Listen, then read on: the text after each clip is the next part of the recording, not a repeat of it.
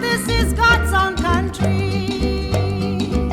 He was mighty well pleased with this land, but it was a very, very, very difficult time. But as a child, you don't understand a whole lot of things. All that we knew was that as blacks, we could only live in one area, and whites could only live in another, colors and Asians. You could not go cross borders and live somewhere else. You had to live in a place where the government said you would live. And so for the domestic workers, they had to carry this thing called a dorm pass, which translates to stupid pass, in order to go and work in a white place. You had to carry that. So when you were entering the white area, you'd have to produce that. And so that's what we grew up with. And my father was always preaching to us that education was the key to success. That yes, we want to fight for our liberation, but let's not sit back.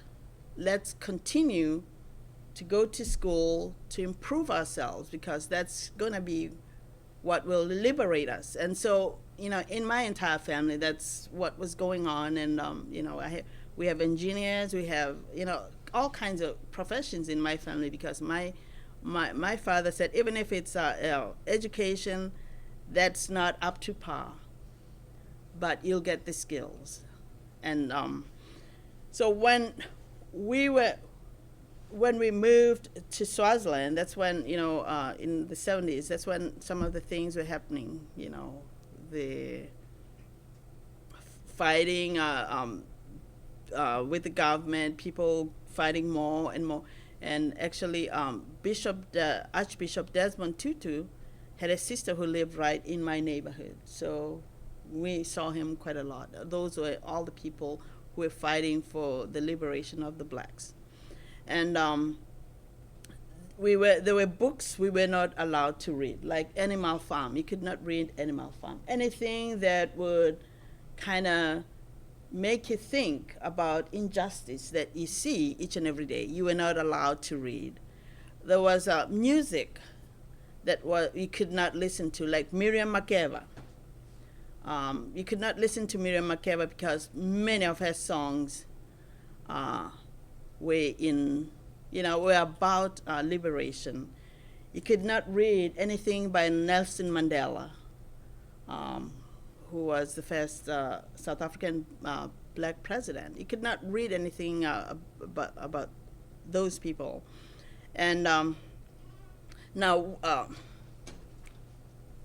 Miriam Makeba, my dad, even in the midst of all that, my dad would still listen to the music at home. He really didn't care. He was saying, we should have the right to listen to whatever we want to listen to.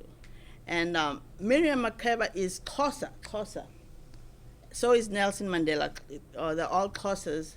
And they have a lot of cliques in their languages. So when you hear some of their songs, what's in it? It's a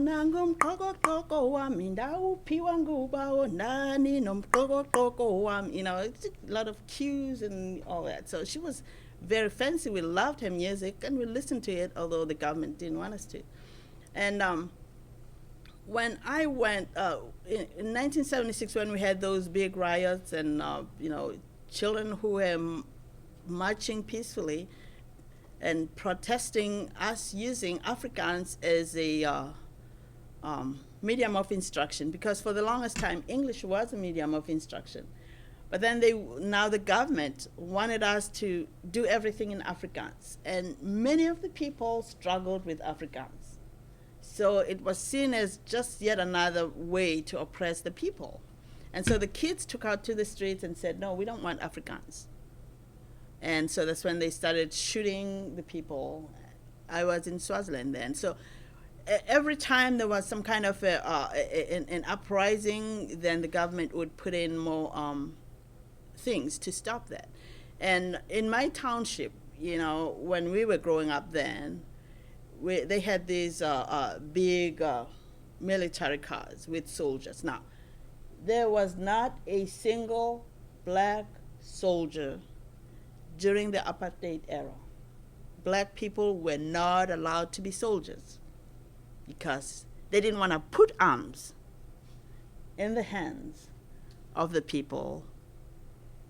I mean, so no black soldiers. So you have all these white soldiers stationed in our townships to make sure that we don't rebel.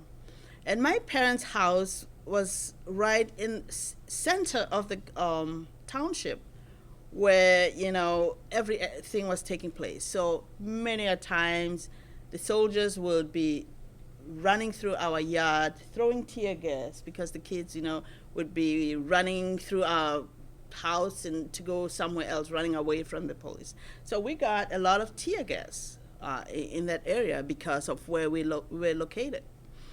And so with all that going on, and as we're growing up and seeing things going on, then we get inspired to fight for our freedom. And he said, I will make him my own.